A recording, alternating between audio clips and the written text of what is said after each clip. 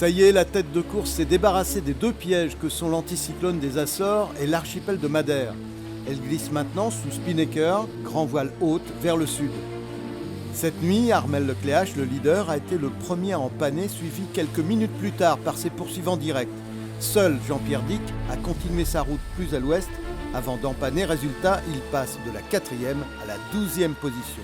Ça a été un peu la loterie hier, toute la journée d'hier, pour la fatigue et la lucidité. Essayer de gérer les décisions le mieux possible, mais c'est vrai qu'il y a une petite part de réussite aussi dans les options. Il faut vraiment peut-être encore quelques jours, quelques heures pour vraiment être en phase avec son bateau. Avec les alizés d'une douzaine de nœuds, les solitaires ont pu souffler un peu, prendre du repos, se nourrir enfin. J'avais le mal de mer depuis le départ et c'était très difficile pour moi.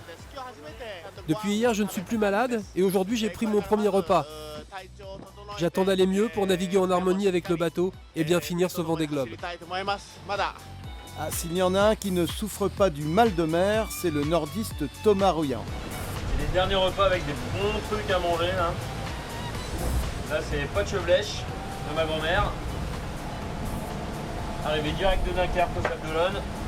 Bon après ce sera plus pareil, hein. C'est bon hein, mais ce sera plus la même chose. Comme prévu pour les 2 prochains jours, les alizés devraient monter à une bonne vingtaine de nœuds, ce qui permettrait enfin aux foilers de s'exprimer pleinement.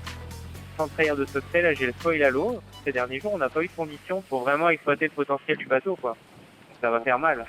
La bonne nouvelle, c'est le redépart du Catalan Didac Costa. Il a quitté les Sables d'Olonne ce midi avec environ 1800 km de retard sur le gros de la flotte. Pour le skipper de One Planet, One Ocean, c'était inenvisageable de laisser tomber une telle aventure.